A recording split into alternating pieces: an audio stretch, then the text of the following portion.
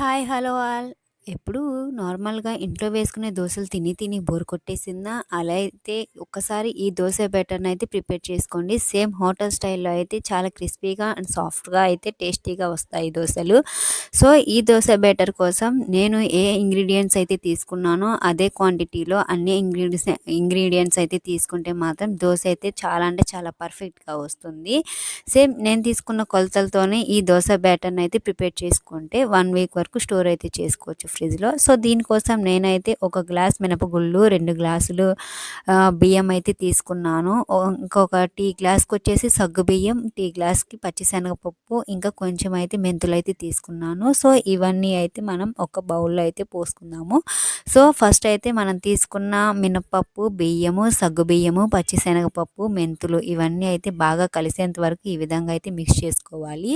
So, మనం దోసలు సాఫ్ట్‌గా అండ్ క్రిస్పీగా మంచి కలర్‌లో రావాలంటే మాత్రం చాలా అంటే చాలా మెంతులు ఇంకా మనం పచ్చిశనగపప్పు వేయడం వల్ల కలర్ అయితే వస్తాయన్నమాట. ఇంకా సాఫ్ట్‌నెస్ కోసం అయితే మనం సగ్గుబియ్యం అండ్ మినపగుళ్ళు అయితే చాలా బాగా యూజ్ అవుతాయి కదా!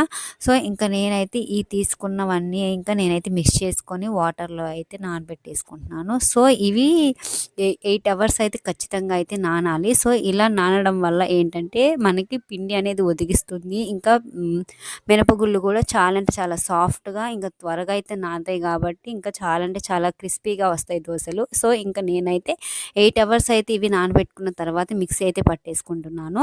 సో, మీరు గ్రైండర్ అయినా వేసుకోవచ్చు. మిక్సీలో వేయడం వల్ల ఏంటంటే మనకి దోస అనేది చాలా టేస్టీగా వస్తుంది. సో, ఇంకా నేనైతే మిక్సీలో అయితే వేసేసుకుంటున్నాను.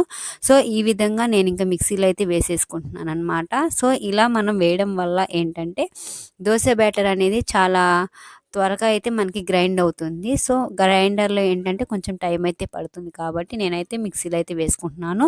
సో, మరీ బరకగా కాకుండా మనకి ఇలా మెత్తగా అయితే పిండి అయితే ఉండాలన్నమాట. పిండి కన్సిస్టెన్సీ వచ్చేసి ఈ విధంగా ఉంటే సరిపోతుంది. దోస అయితే మాత్రం చాలా పర్ఫెక్ట్‌గా అయితే వస్తుంది. సో, నేను నెక్స్ట్ వీడియోలో వచ్చేసి మీతో నేను దోస ఎలా వేసుకున్నాను, ఇంకా పల్లీ చట్నీ కూడా నా స్టైల్‌లో అయితే మీతో అయితే షేర్ చేసుకుంటున్నాను. సో, ఇంకా వీడియో ఏంటంటే లెంత్ అయిపోతుంది కాబట్టి ఫస్ట్ అయితే నేను దోస బ్యాటర్ ఎలా ప్రిపేర్ చేసుకున్నానో మీకు చూపిస్తున్నాను. వీడియో నచ్చితే లైక్ చేయండి. మన ఛానల్ సబ్స్క్రైబ్ చేసుకోండి. Thank you for watching. By.